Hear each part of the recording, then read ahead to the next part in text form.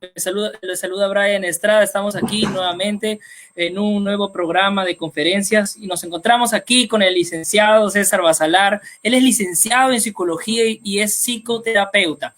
Es director también de Mar y nos va a hablar acerca de un tema interesantísimo que es la crianza saludable. ¿Qué tan importante es que los padres desenvuelvan una labor con excelencia y sobre todo con principios bíblicos? Muy bien, bienvenido, profesor César. ¿Cómo estás, Brian? Muchas gracias por la invitación y aquí muy contento de poder compartir contigo este tiempo de enseñanza, de compartir probablemente algunas experiencias que vamos a estar compartiendo y que espero que sean de bendición y de beneficio para todos los que nos están escuchando y nos están viendo en este momento. Un saludo muy grande para todos los que están conectados y invitarles a que sigan compartiendo este video para que puedan disfrutar también de todo lo que vamos a conversar en este tiempo, ¿no? Así es. Muy bien. Yo quiero comenzar preguntándole sobre todo y hablar un poco acerca del contexto de la sociedad. Nosotros en sociedad hemos visto esto mucho, de criar hijos sin capacitarse, por ejemplo. Yo tengo hijos y ¿has llevado algún curso de capacitación para ser padre? No, mi mamá me crió así y yo también lo voy a criar igual y sigo repitiendo de forma tradicional formas un poco arcaicas de educación, pero ya omitiendo incluso que nuestros hijos son seres emocionales, son seres que tienen una personalidad, desarrollan una identidad. Y yo creo que ese también, la mala crianza, una crianza tóxica, puede producir una mala formación en la persona, que puede distorsionar incluso su sexualidad, su orientación, su pensar, su psicología, sus acciones. Y yo creo que también eso es producto porque la sociedad a veces se orienta por esos lados, ¿no? ¿Usted cómo nos podría orientar y cuál sería la manera correcta de planificación familiar? Para empezar, ¿no? Porque así comienza un poquito. Está bien. Bueno, por las cosas que tú estás comentando, definitivamente hay que resaltar algo interesante por lo que acabas de decir, ¿no? Mira, muchas personas se dedican tiempo, esfuerzo, dinero a la profesión, a la carrera, a la orientación vocacional, a descubrir cuál es su orientación, su nivel profesional. Están invirtiendo generalmente dinero, están invirtiendo el tiempo, el esfuerzo, la dedicación con mucha pasión incluso para poder obtener un buen resultado a nivel profesional, a nivel académico. Incluso no solo basta con terminar los estudios universitarios o de institutos, sino que además añaden maestrías, añaden posgrados, añaden doctorados, etc. Y eso es una bendición no solo para la persona, sino también para la sociedad entera. Muchas veces se le dedica mucho esfuerzo, tiempo y dinero a este tipo de actividad, y que es bueno, por cierto, pero muy pocas veces le dedicamos a dos de las más importantes también actividades dentro de lo que es la preparación, tanto a nivel personal como a nivel incluso familiar. Esto tiene que ver básicamente con el tema de prepararse para el matrimonio, que es uno que muy poca gente lo hace, no lo hacen o lo llevan de alguna manera más por una decisión ya de buscar ayuda cuando ya estoy en problemas. Ese es uno, para poder casarse. Y número dos, para poder tener de alguna manera también hijos en el matrimonio, ¿no? Es decir, para poder criar a hijos. Tampoco se le dedica tiempo, esfuerzo ni dinero. Simplemente uno se tira a la piscina y como salga, comienza a desarrollar su vida. Esto es más por una condición, yo diría incluso tradicional, es decir, una condición en la cual mucha gente ha podido de alguna manera ir conociendo, ir descubriendo casi en automático lo que le toca o lo que le corresponde vivir. De allí la importancia de poder evaluar si somos muy buenos profesionales, muy buenos académicos o hemos aprendido a tener un muy buen oficio y por tanto eso es nuestro sustento, nuestro alimento. ¿Por qué no pensar también con la misma dedicación? ¿Por qué no dedicarle también el mismo esfuerzo, el tiempo, el dinero para nuestra capacitación, ya no solamente a nivel profesional, sino a nivel personal y sobre todo en ámbito familiar, a nivel de padres e hijos? Es importante, por tanto, que podamos aprender a también dedicarle exclusividad a este tiempo, a lo que podamos hacer como padres, a lo que podamos hacer como pareja incluso, y a lo que podamos de alguna manera desarrollar a lo largo de nuestra vida, ¿no? O sea, el gran problema, como te digo, es que siempre estamos dedicados a profesionalizarnos personalmente, pero muy pocas veces a poder dedicarle tiempo, esfuerzo y dinero a lo que de alguna manera estamos haciendo como familia, como pareja, ¿no? Entonces, es importante eso y como muy bien lo decías, la capacitación tiene que ser también llevada de manera, yo diría incluso hasta profesional, ¿no? Hay gente que se prepara para el matrimonio y lo hace bastante bien y llegan muchas personas, incluso aun cuando no tengan problemas de pareja, buscan ayuda porque quieren hacer algo bueno, porque quieren forjar un matrimonio saludable, una relación estable, una relación que pueda producir bienestar a los dos. Y por otro lado, está también el hecho de prepararse para cuando van a tener hijos y en algunos casos cuando ya los tienen, pues capacitarse para saber ser mejor padre o para poder tener mejores estrategias en la crianza de sus hijos. Así que yo lo veo sumamente conveniente que en este tiempo haya muchas organizaciones que estén presentando capacitaciones, talleres, cursos que permitan a las personas poder tener un lugar donde poder acudir para poder entrenarse y ser cada vez mejores, tanto como personas, también como parejas y también como padres, ¿no? Eso creo yo que es importantísimo de resaltar.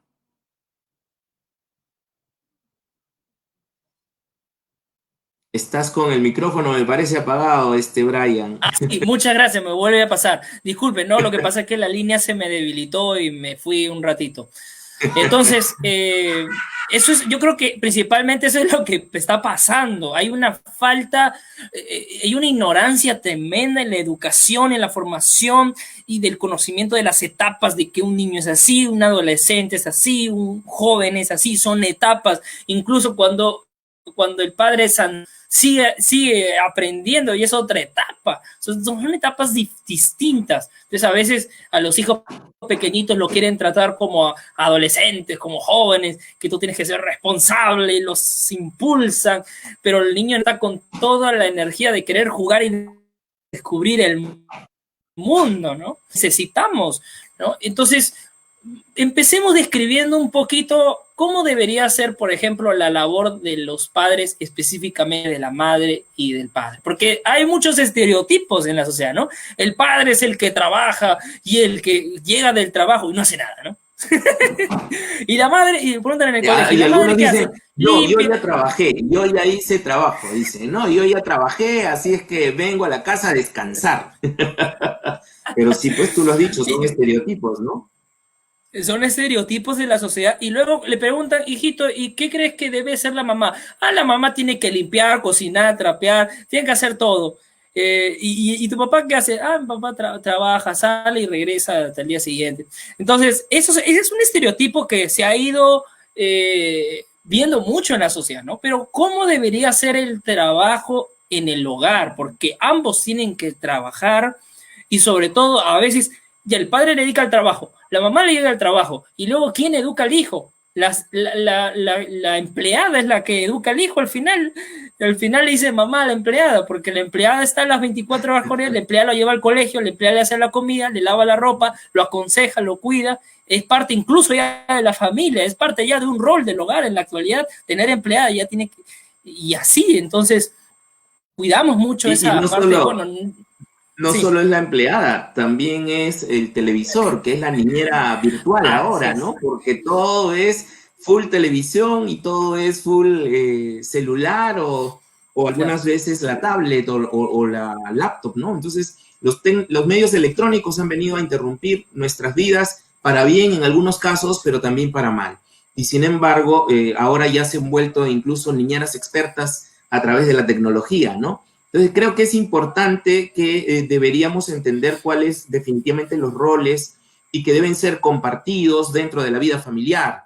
Para un niño no debe ser sorpresa ver a un papá, por ejemplo, con un mandil lavando los servicios. O para un niño no puede ser sorpresa que mamá se vaya a estudiar, por ejemplo, bueno, cuando podíamos salir, porque ahora en tiempo de cuarentena es más complicado, pero también es importante que el niño pueda o la niña pueda reconocer que los roles son compartidos en la vida familiar. En la estructura de nuestra familia generalmente ha sido más por una tradición el que generalmente sea el hombre el que está por encima de todo, luego viene la mujer y luego vienen los hijos. Con el correr del tiempo y con toda esta fascinación que ha habido y en algunos casos volviéndose incluso ideología acerca de lo que es el feminismo, se comenzó a cambiar toda esa estructura y entonces estaba primero la mujer, después el hombre y después los hijos. Pero con el posmodernismo que estamos viviendo en este tiempo, esta estructura se ha vuelto a cambiar. Ya no es el hombre como cabeza, como le dirían algunos, ya no es la mujer como cabeza, ahora son los hijos que han logrado ser la cabeza del hogar y ellos son los que deciden qué programa se va a ver, qué televisor van a usar, si van a ir o no a determinado lugar, si le van a comprar o no determinada ropa. O sea, ya no, los padres poquito a poquito han ido perdiendo su autoridad y han ido perdiendo su rol dentro de la sociedad en la que estamos viviendo posmoderna totalmente. Incluso ahora hay una condición mucho más, todavía más profunda, porque como muy bien lo decías tú, ya no es ni papá ni mamá frente a los hijos, son los hijos que gobiernan, pero también están los hijos gobernando, no solo a los padres, sino a los abuelos, que son los que los crían, o a las empleadas, que son las que de alguna manera se ven de alguna forma pues atormentadas con todas estas cosas que los hijos están haciendo. Entonces,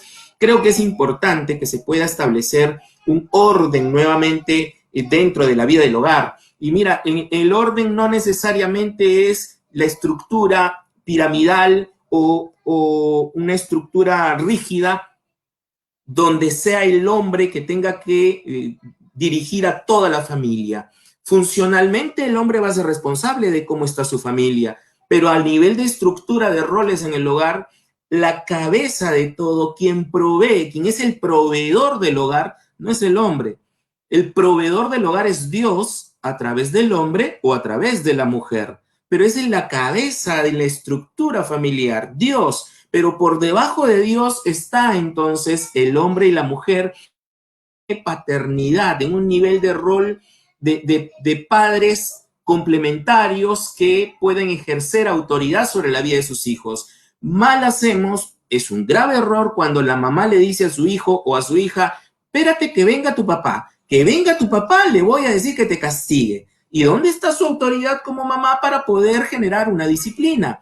El poder trasladarlo hacia el hombre, esa autoridad o esa disciplina para con los hijos, es lo que va generando también en ellos la idea de que, bueno, con mamá no puedo contar porque papá es el que manda. Y cuando viene papá, entonces me tengo que quedar calladito. Y a mamá no le dice nada. ¿Por qué? Porque existe esa disyuntiva en la parte del hijo. Si nosotros nos comenzáramos, por ejemplo, a leer el libro de Proverbios, nos daríamos cuenta que en los pasajes en que Salomón habla a los hijos, él le refiere, escucha la voz de tu padre y no olvides la voz de tu madre.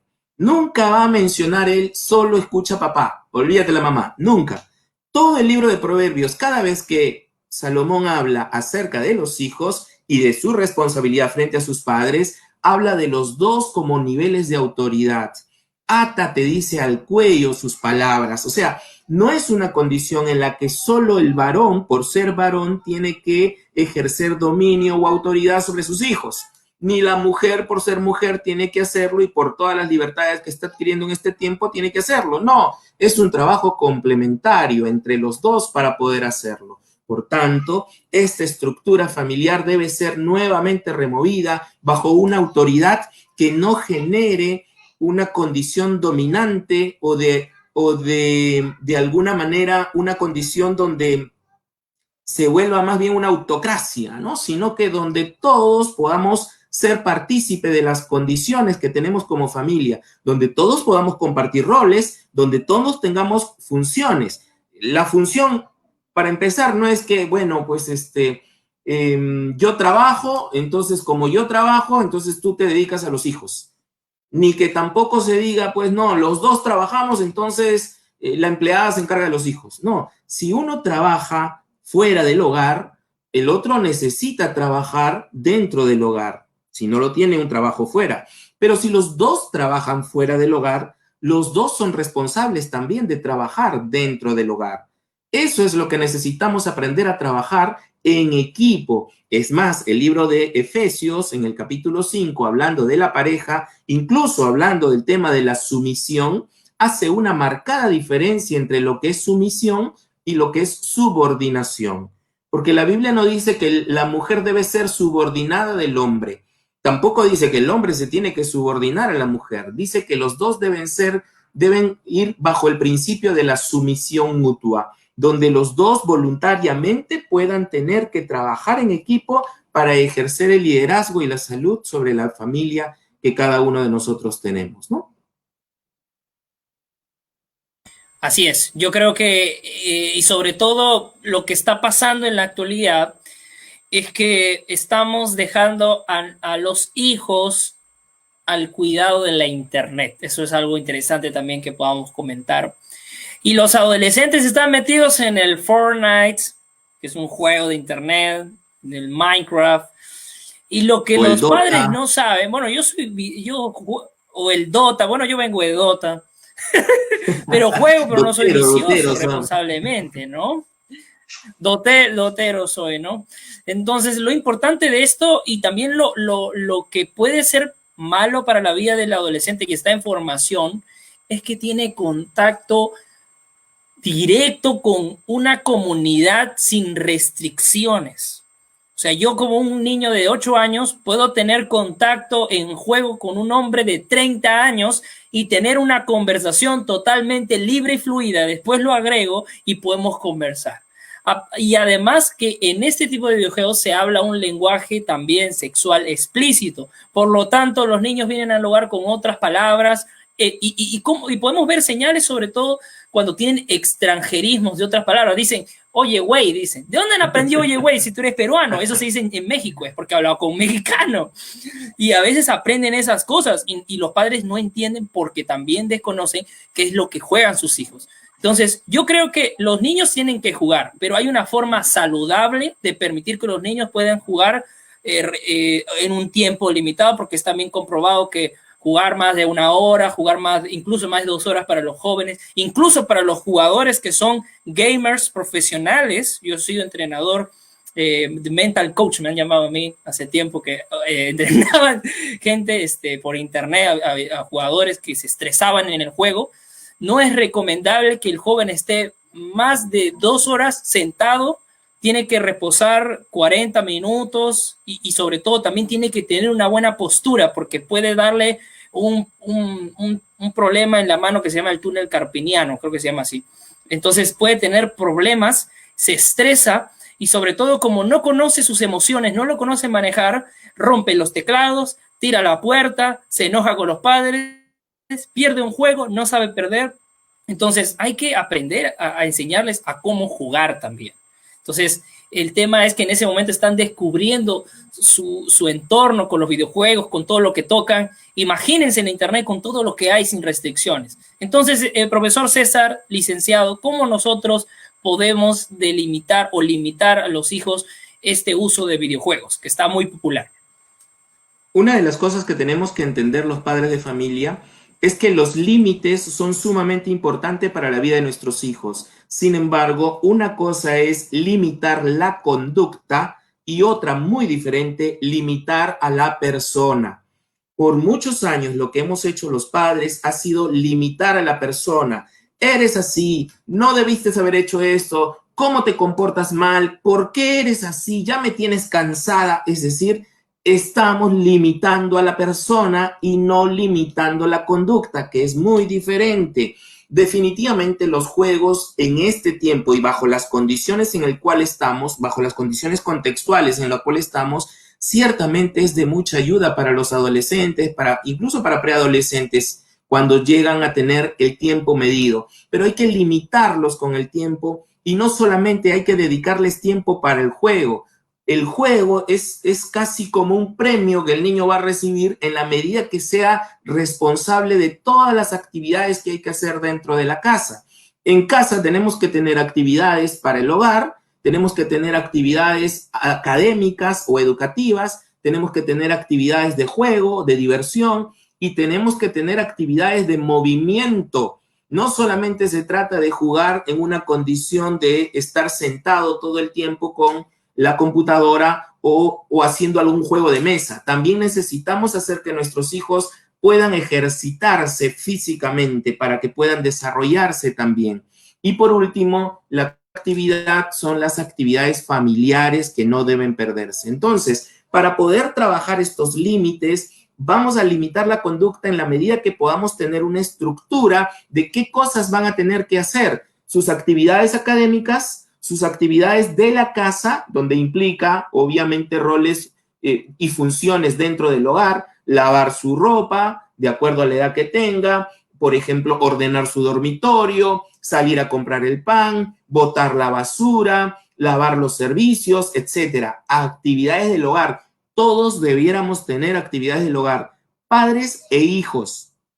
Y permítame enfatizar, padres e hijos, porque muchos padres de familia les envían a los hijos, sobre todo cuando son adolescentes, a hacer cosas que ellos no quieren hacer. Entonces le dicen a los hijos que vayan a tender la cama, pero no solo su cama, sino también la cama de los padres. Y ahí sí hay un gran problema porque estamos generando distorsión en lo que son los roles o en los que son, perdónenme, los límites relacionados a la familia. Entonces, si vamos a limitarlos en los juegos, también hay que establecer una estructura que acompañe a eso. Si yo le digo a mi hijo, no vas a jugar, y no le doy otra alternativa que él pueda hacer, como por ejemplo tocar un instrumento, desarrollar alguna actividad manual, trabajar, por ejemplo, trabajos de pintura, dibujo, origamis, el hecho de que puedan hacer labores manuales con reciclaje, etcétera.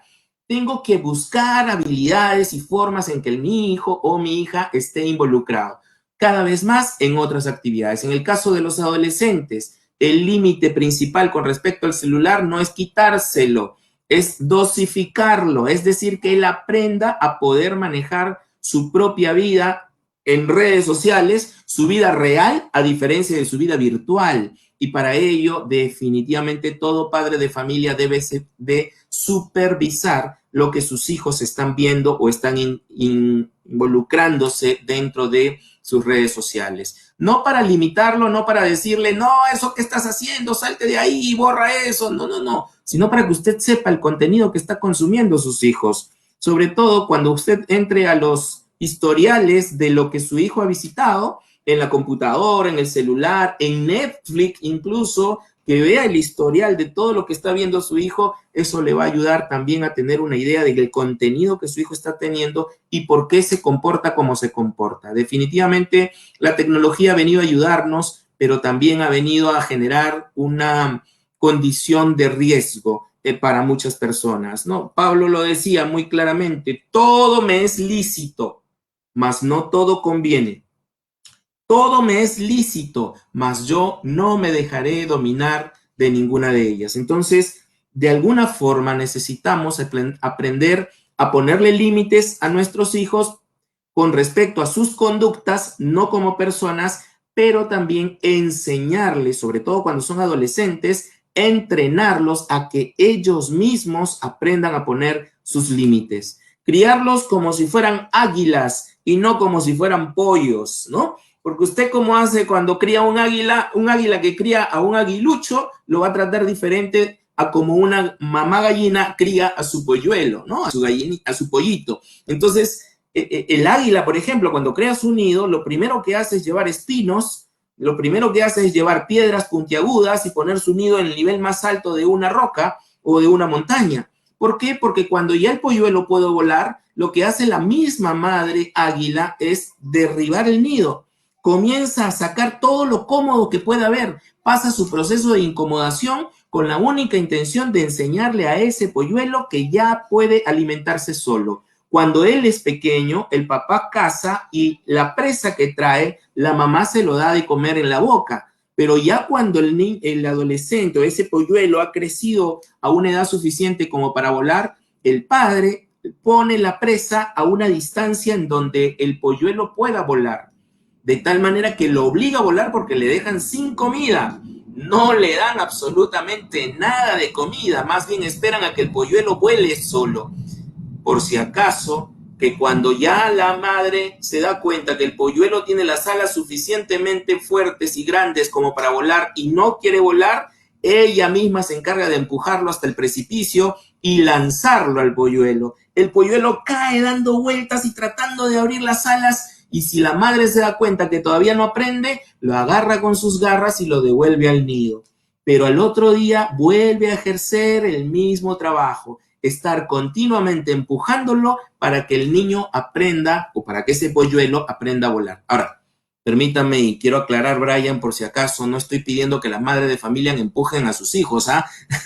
No estoy diciendo que lo tiren por la ventana, por si acaso, pero es una forma en la cual aprendemos a enseñarle a nuestros hijos a ser autónomos y no dependientes. Recuerdo el caso de un adolescente que se pasó todo el día sin comer porque mamá y papá tuvieron que salir, pero llegó a las 6 de la tarde y se puso mal a llorar porque la mamá no venía, porque el papá no venía, y cuando recién llegaron a las 7 de la noche, desesperada va a abrazarlos a los padres y la madre le dice: hija, ¿pero qué pasó? Yo te estuve llamando, te estuve buscando. Y la hija dice: es que mamá no sabía qué hacer, estaba desesperada y nadie me contestaba, etcétera. Y le dice: ¿y has almorzado? No, no almorcé. ¿Por qué? Porque no sabía qué hacerme. Pero ahí te dejé. Y la mamá le muestra que le había dejado incluso un papel escrito encima de la refrigeradora para que se diera cuenta de todo lo que tenía ella para poder hacerse, pero no lo hizo porque estaba solamente en el celular y se olvidó de que existían los papeles escritos a lapicero. Entonces, es una condición importante de poder también trabajar la autonomía de nuestros hijos y no solamente tratar de limitarlos en todos, porque si los limitamos en todo, estamos generando en ellos dependencia, de tal manera que si usted está presente, le va a obedecer, pero si usted no está presente, no le va a obedecer. Y eso entonces, lo que llegamos construyendo es una obediencia ciega. Lo que necesitamos, insisto, es limitar las conductas y generar en nuestros hijos autonomía. Creo que eso es importantísimo, ¿no? Así es. Y bueno, sobre todo creo que crear una relación de confianza con los hijos. Porque si no creamos esa relación de confianza con los hijos sentándonos sobre la mesa, ¿cómo estás? ¿Cómo te ha ido al colegio? ¿Qué te sientes? ¿Qué te duele? ¿Qué es lo que piensas? ¿Qué quieres ser de grande? ¿Qué es lo que quieres hacer? ¿Cuáles son tus sueños? Si no nos sentamos a conversar, vamos a crear una desconfianza con los hijos y sobre todo los hijos se refugian en la internet. Y cuando crean su perfil de Facebook, crean a otra persona. O crean a como ellos son, pero en casa son otros. Y los padres ni siquiera saben lo que hacían o cómo piensan. Y cuando ya están grandes, ¿y qué pasó? ¿Cómo se convirtió en eso? Entonces, no se justifican, dicen: no, fue la culpa del internet, ¿no? Por eso yo siempre les digo a los padres, aprender a diferenciar, que los hijos aprendan a diferenciar su vida real de su vida virtual, porque la mayoría tiene una vida virtual muy, muy preciosa, pero en la vida real es totalmente opuesto. Ahora, hay que tener cuidado, padre de familia, madre de familia que me está escuchando, que para que su hijo tenga un perfil de Facebook, por ejemplo, debiera tener 13 años, por ejemplo, porque Facebook no recibe a personas menos de 13 años. Pero hay niños de 8 o 9 años o 10 años que tienen su perfil de Facebook. Y para poder tenerlo han tenido que mentir. Y el problema no es solo que los niños tengan que mentir, el problema es que los padres le han abierto un perfil de Facebook a sus propios hijos mintiendo sobre su edad. Entonces es importante que podamos también ser congruentes con la lección que queremos darle a nuestros hijos. Si queremos que nuestros hijos no mientan, ellos no nos van a obedecer por lo que escuchan de nosotros, nos van a obedecer por lo que ven en nosotros. Y si nosotros estamos pidiendo que ellos hagan algo, necesitamos aprender a hacerlo primero nosotros. Por eso siempre digo, para calmar al niño hay que aprender a calmar al adulto primero. Y eso implica que el adulto tenga un autocontrol, autoconocimiento. Se trata de poder aprender a atender y valorar a la persona. y además rechazar e ignorar la conducta o la mala conducta. Hemos aprendido al revés, hemos rechazado y hemos ignorado a la persona y hemos prestado atención y valoración a la mala conducta. ¿Por qué? Porque si no, no estaríamos corrigiéndolo. Hemos querido estar corrigiendo las malas conductas, pero nos hemos olvidado de la buena persona que cada uno de nuestros hijos son.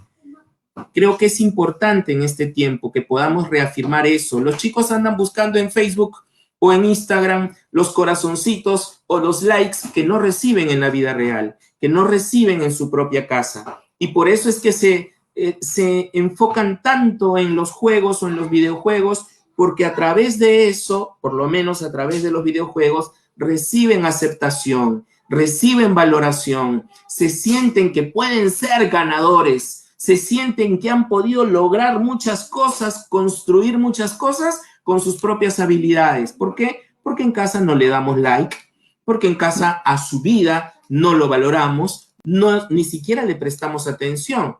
Es más, la otra vez una madre de familia ve que su hijo está llorando y le pide cosas y lo que me dice ella es que él es así, le gusta llamar la atención. A lo que yo le respondí, pues si le está llamando la atención, ¿por qué no le presta atención? Pues, ¿qué es eso? Lo que está buscando atención. Ah, no, es que él es así siempre. Pues sigue siendo así porque no se le está prestando atención. Entonces, creo que es importante trabajar todos estos componentes que hemos venido hablando para desarrollar habilidades saludables en la crianza de nuestros hijos. Y no solamente quedarnos con la idea de que podemos simplemente darle lecciones o mandarlos al colegio para que los cambien o cuidarlos de tal manera que no les permitamos a ellos ser autónomos y seguir creciendo con su vida diaria, ¿no? Así es que por eso es importante este tipo de capacitación y este tipo de habilidades que tenemos que dar a nuestros padres de familia para que sean mejores padres de familia. Así es. Vamos a abrir las preguntas para ir finalizando ya este directo. Las preguntas pueden hacerlas en los comentarios y las vamos a proyectar aquí. Bienvenidos, estimados hermanos. Queremos saber, bueno, particularmente yo tengo una pregunta mientras van escribiendo. ¿Cómo podríamos hacer nosotros los hijos? Ya, una respuesta a los hijos, ¿no? Si tenemos, por ejemplo, los hijos que están en la iglesia, ¿ya? Y como no tienen ese consejo de los padres, buscan a los pastores, por ejemplo. Se refugian mucho en la iglesia y en los pastores. ¿Cómo se podría recuperar esa confianza en alguien que ya se ha apartado? Que para más en el celular, o que incluso estando en la iglesia ya es... imagínense que el pastor le cuente más que a sus padres. Eso también es una forma de distanciamiento. ¿Cómo recuperar la confianza en los hijos? Que a veces por el trabajo, por proyectos, por muchas cosas se pierde en el tiempo, ¿no? ¿Cómo recuperar eso? Hace un tiempo atrás, un banco muy reconocido aquí en el Perú, una entidad financiera bancaria, puso un eslogan que se hizo muy famoso, por cierto, pero que declaraba un principio que es real, diciendo que la confianza genera confianza. Eso implica que podamos nosotros aprender a confiar en ellos si queremos que ellos empiecen a confiar en nosotros. Muchas de las cosas que nosotros erróneamente hacemos, por ejemplo, cuando conversamos con nuestros hijos, es de inmediato. Ni bien nuestros hijos están de alguna manera con nosotros, lo que buscamos es hacerle preguntas. ¿Cómo te fue hoy? ¿Qué hicieron en clase? ¿Y qué pasó? ¿Y qué te dijo tu amigo? ¿Y qué te dijo tu amiga? ¿Y qué te dijo tu profesora? O sea, abordamos a nuestros hijos con preguntas, cuando en realidad lo que nuestros hijos necesitan son nuestras experiencias. Y muy pocos padres de familia, aunque los hay felizmente, vienen a sus hijos con compartir experiencias. Hijo, te cuento lo que me pasó. Mira que me pasó esto, mira que me pasó el otro, mira que me fue así, mira que me fue asá, mira que me encontré con alguien, me encontré con sutano, con fulano, etcétera, etcétera, etcétera. Cuando yo comparto con mi hijo mi propia experiencia de lo vivido, entonces puedo yo abrirle el corazón a mi hijo para que me comparta sus experiencias. Si yo solo vengo a mi hijo con preguntas, esto se va a convertir en un interrogatorio. Y nadie que se siente interrogado va a tener la libertad de poder expresar lo que siente o lo que piensa. Por tanto, es importante que yo pueda venir con él o con ella a través de diálogos de experiencia. Cuéntele a su hijo o a su hija cómo era su vida cuando usted tenía la edad de su hijo o la edad de su hija. Genere ese vínculo en el cual los dos puedan dialogar acerca de esas experiencias. Cuéntele a su hijo adolescente, a su hijo o a su hija adolescente, cómo fue que usted se enamoró de su papá o de su mamá. Cómo es que ellos de alguna manera se sintieron atraídos mutuamente. Cuéntele su experiencia de enamoramiento. Eso puede ayudar a que los adolescentes puedan ir generando una reflexión mucho más profunda acerca de lo que ellos sienten. En la edad de la adolescencia ellos necesitan ponerle nombre a lo que sienten y la mayoría de adolescentes confunde un enamoramiento con un hormonamiento, que es diferente, ¿no? Es movido por las hormonas y no movido por el amor. Sin embargo, muchos creen que ya todo lo que sienten es movido por el amor. ¿Por qué? Porque no hay una diferenciación clara, sobre todo en los padres, para explicarle qué significa enamorarse, qué significa amar y qué significa simplemente tener una atracción física producto de las hormonas, por ejemplo. Entonces, para generar confianza necesitamos entrar en diálogo íntimo con nuestros hijos. Ahora, una cosa que tú decías, ¿no? Algunos chicos le tienen más confianza al pastor o a los líderes que a los propios padres. Es que, claro, definitivamente los chicos no viven con el pastor ni con el líder. Probablemente el hijo del pastor o el hijo del líder tampoco le tenga confianza a su propio padre y tenga más confianza con otro hermano de la iglesia o con otro líder de la iglesia. ¿Por qué? Porque en la convivencia solemos reconocer muchas de nuestras conductas, ¿no? Entonces, definitivamente va a haber confianza y no está mal. Tampoco significa que se tenga que poner celoso de que su hijo busque al pastor y no lo busque usted.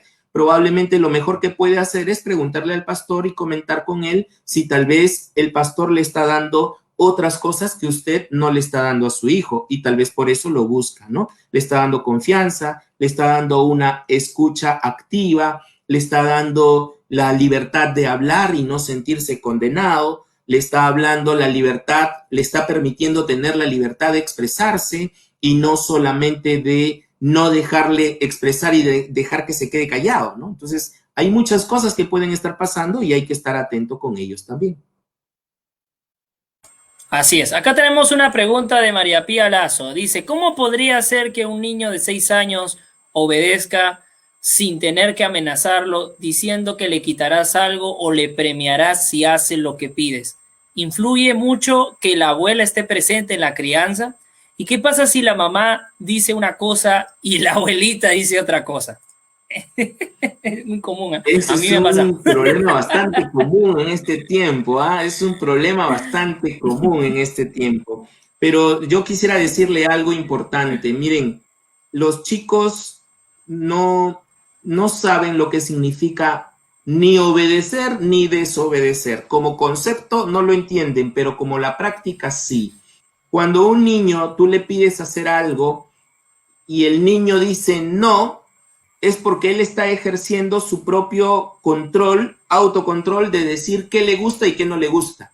Pero si tú participas con el niño en hacer una actividad que el niño tiene que hacer, no va a haber un no por respuesta. El niño va a querer hacerlo, incluso para guardar sus juguetes, incluso para comer, incluso para hacer alguna actividad. ¿Por qué? Porque la mayoría de niños, sobre todo de la edad que tú me estás mencionando, están aprendiendo a reconocer el lenguaje de los adultos y lo que hacen es imitar al adulto todo lo que hace. Algunas veces, probablemente, si mamá, en este caso, más bien, si la abuelita le dice a su mamá que haga algo y su mamá no lo hizo, el niño recuerda eso y también lo aprende.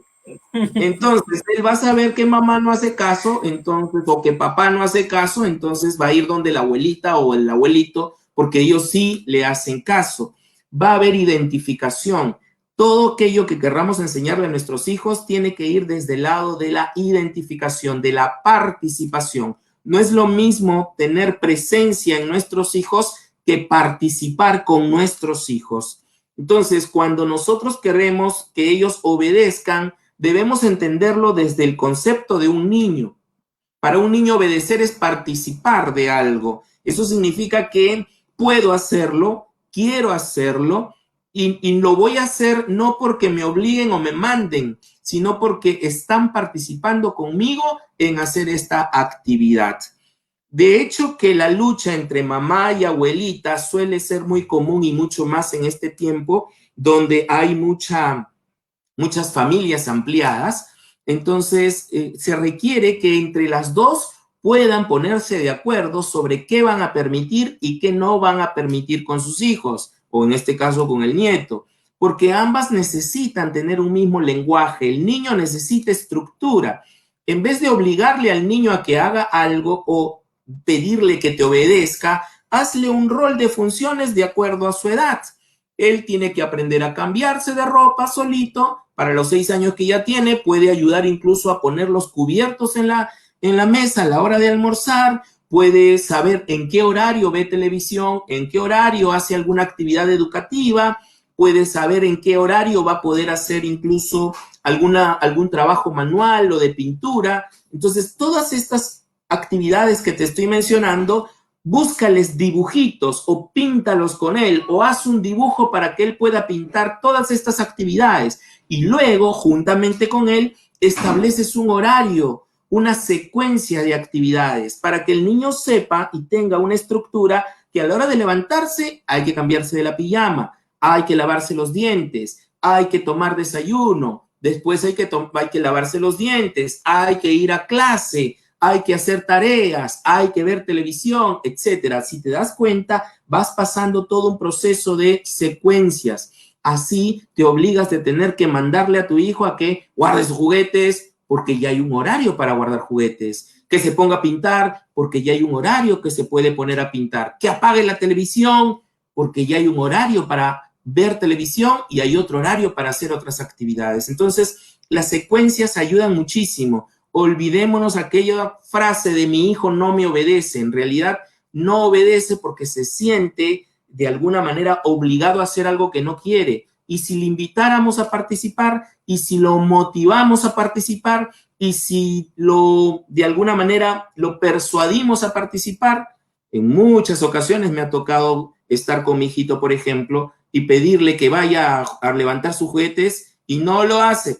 Sin embargo, le digo, ok, hijo, vamos juntos a guardar los juguetes. Y comenzamos a cantar la canción de guardar juguetes y lo hace. O mi esposa también lo ha hecho en muchas ocasiones, o incluso para dormir. Algunos están, duérmete, duérmete, tienes que dormir, tienes que dormir. Pero dormir es acostarse en la cama, cerrar los ojos y tener las luces apagadas. No significa hablar, no significa decir nada, no tienes que mencionar nada.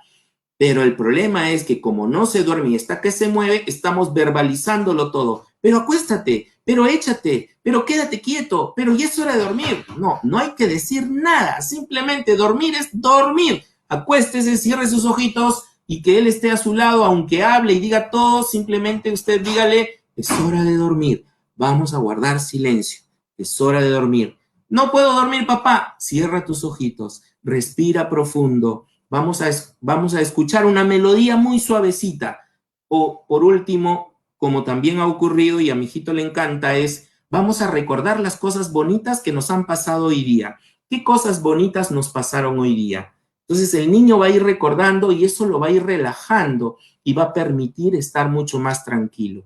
El problema es cuando insistimos con fuerza y con firmeza queriendo hacer que los hijos hagan algo que no están dispuestos a hacer porque no lo han aprendido todavía. Están en un proceso de aprendizaje y mucho más cuando recién solamente tiene 6 años. Así es, ya para terminar la última pregunta, no creo que sea tan compleja, pero la hermana Yulisa nos dice, ¿cómo tíos o tías, cómo podemos ayudar a nuestros sobrinos sin invadir o pretender ocupar el lugar de los padres? Mi esposa y yo fuimos, bueno, seguimos siendo tíos, pero no fuimos padres, sino hasta cuando cumplimos 17 años de casados. Ya a punto de cumplir 18 años de casados, recién allí pudimos tener a nuestro hijito que llegó a nuestra casa con 3 añitos. pero durante 18 años de nuestra vida de matrimonio hemos sido tíos y hemos querido muchas veces tratar a nuestros sobrinos como si fueran nuestros propios hijitos. Y hemos cometido muchos errores, pero también hemos tenido muchos aciertos. Nosotros como tíos necesitamos aprender justamente a poder establecer los límites de lo que nos corresponde hacer y de lo que no podemos hacer.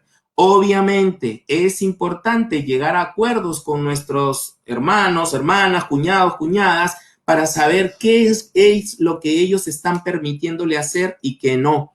Ahora, en nuestro caso, nosotros traíamos a nuestros sobrinos a casa y a veces se quedaban en vacaciones o a veces un fin de semana. Y ellos aprendieron a saber que en nuestra casa habían reglas que teníamos que cumplir, como el no almorzar con la televisión prendida, como el desayunar o tomar lonche todos en la mesa, o el cenar o almorzar todos en la mesa. Y cuando ellos venían con una idea diferente, porque en su casa no se establecían esas reglas y ellos tenían sus propias reglas.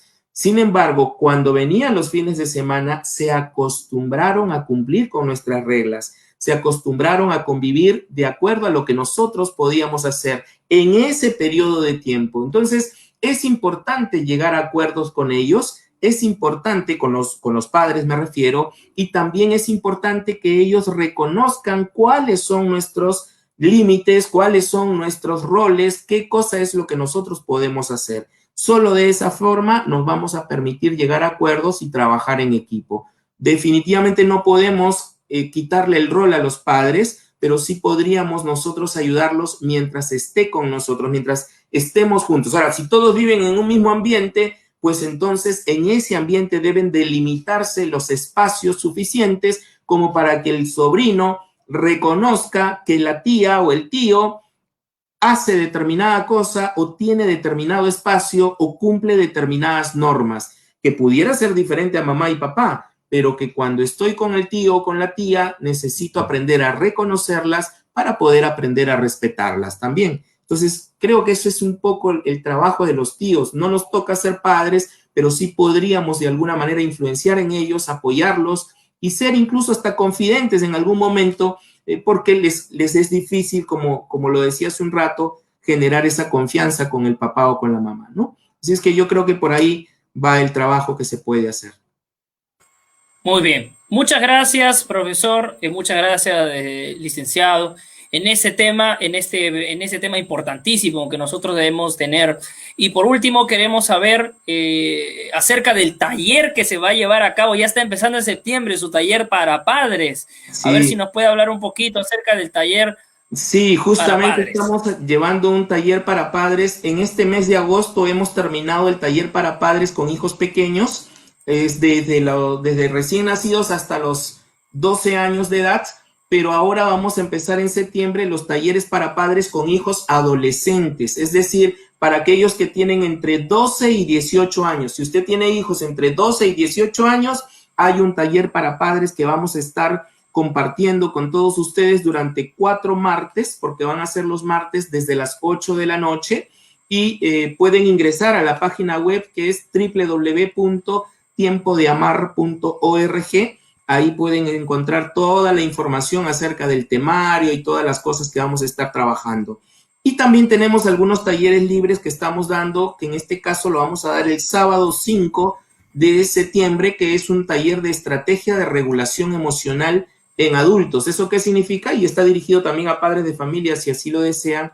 ¿Cómo hacemos para que el padre de familia pueda aprender a regular sus emociones, aprender a manejar, a conocer para manejar esas emociones que tiene? Ambas cosas se complementan mucho, así es que si lo desean, el 5 estamos con el taller regulación emocional y a partir del 8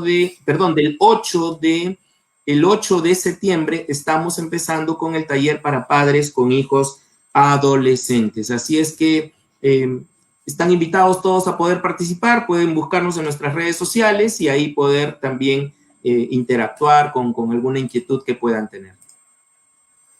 Muy bien. Ya las preguntas que ustedes tengan las hacen directamente al profesor César, al licenciado, pero acá también vamos a colocar el número de contacto para que lo puedan hablar por WhatsApp, ahí lo llamen todos los días. las 24 horas para cualquier tema de la crianza del hogar, ahí está. Y no se olvide que sus talleres ya están por empezar, así que envíe el mensaje ya o comuníquese con nosotros para poder transferir su contacto. Entonces, terminamos así. Unas últimas palabras para en estos tiempos de estrés que los padres no saben qué hacer, quieren salir por la ventana como el águila, dicen. Primeramente, gracias, Brian, y agradecerte por la oportunidad que me das de compartir este tiempo y gracias por las preguntas y los comentarios que han hecho las personas que han estado conectadas. Muy contento con todo ello. Yo creo que ahorita el nivel de estrés es elevado para todos. Intentar controlarlo o intentar manejarlo lo que hace es más bien reprimirlo y eso nos lleva a poder no saber cómo manejar nuestras emociones. De ahí la importancia de aprender a reconocerlas. Si usted nota que está ya en un nivel que está a punto de explotar, pues tiene que hacer algo para bajar ese nivel. Las emociones son como un volumen que se levanta al máximo o se puede bajar también hasta el máximo. Entonces, si estamos conscientes de en qué nivel de volumen nos encontramos, va a ser mucho más fácil poder regularlo, poder bajarlo. Así es que yo creo que eso es importante, conocer su estado emocional. Antes de querer controlarlo, conozca su estado emocional primero. Así es. Para terminar ya ese domingo, como anuncio de Arraigados sobre la Roca, tenemos la importancia de la apologética en la iglesia. ¿Qué tan importante es defender nuestra fe a través de la apologética? Vamos a tener una conferencia interesantísima. También tenemos los cursos bíblicos que ya están terminando. Tenemos el curso bíblico el taller de evangelismo virtual para aprender acerca de las redes, el evangelismo, la exégesis bíblica, que es la interpretación, los evangelios sinópticos y el discipulado básico que también estamos llevando. Inscríbete en nuestros cursos que es totalmente gratuito. Y ahí estamos terminando, estimado licenciado. Muchas gracias a todos los que han participado en esta conferencia. Ahí dejamos el contacto nuevamente. Cualquier cosa ahí al WhatsApp. Nos despedimos. Muchas gracias. Chao, chao.